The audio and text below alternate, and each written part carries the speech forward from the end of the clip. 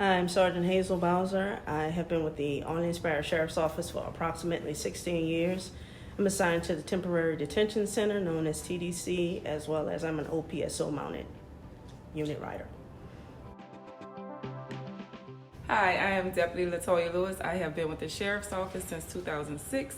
I worked in a lockup. I am now in the Civil Enforcement Division, and also I am a mounted rider. I'm Deputy Sharonda Hadley. I've been employed at the Orleans Parish Sheriff's Office for the past 10 years. I'm currently assigned to the Investigative Service Bureau, and I'm also a OPSO mounted rider.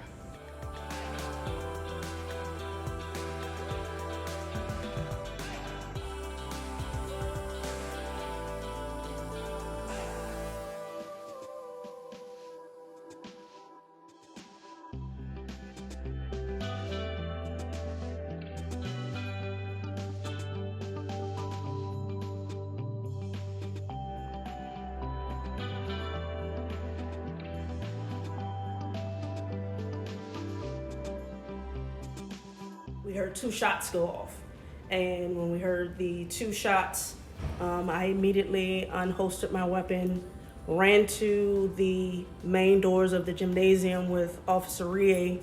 He and I both scanned the hallway to see if we see a threat to the right, the left, and middle in front of us. At that time, we didn't see anything. So as we continued over, going down, I actually saw the suspect backing out of the main door into the building. I cracked the door, kind of positioned myself in between the door, halfway in, halfway out. Saw the suspect, started talking to him, started to instruct him what to do. Deputy Hadley stepped in. I have no idea where she came from.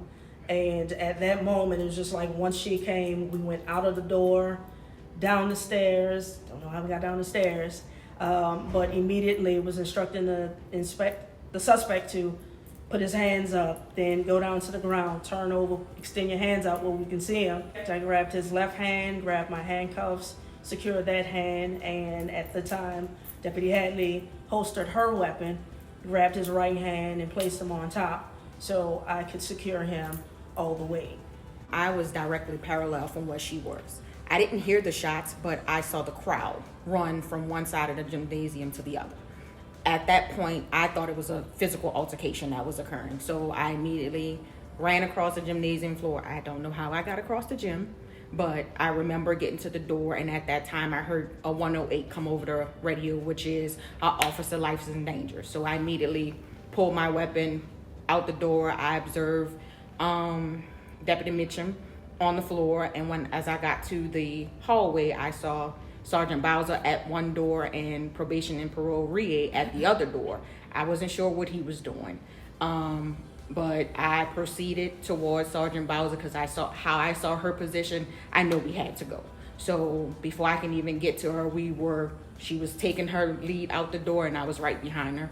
At that point, I didn't know who the suspect was. So I scanned the parking lot just to make sure the threat wasn't anywhere like close to us or pointing at us, waiting for us to come outside. I did see the suspect standing on the sidewalk, but I heard her, Sergeant Bowser, giving him verbal commands to put his hands up. So at that point, I noticed, okay, this is the suspect. So I immediately trained my weapon on him because, of course, we had no idea where the weapon was. So as we approached him, he laid down, he cooperated, he extended himself like Sergeant Bowser explained. We handcuffed him. I immediately started asking him where was the weapon. Of course, he had some things to say towards us, but he eventually told me where the weapon was, where I went back and retrieved the weapon.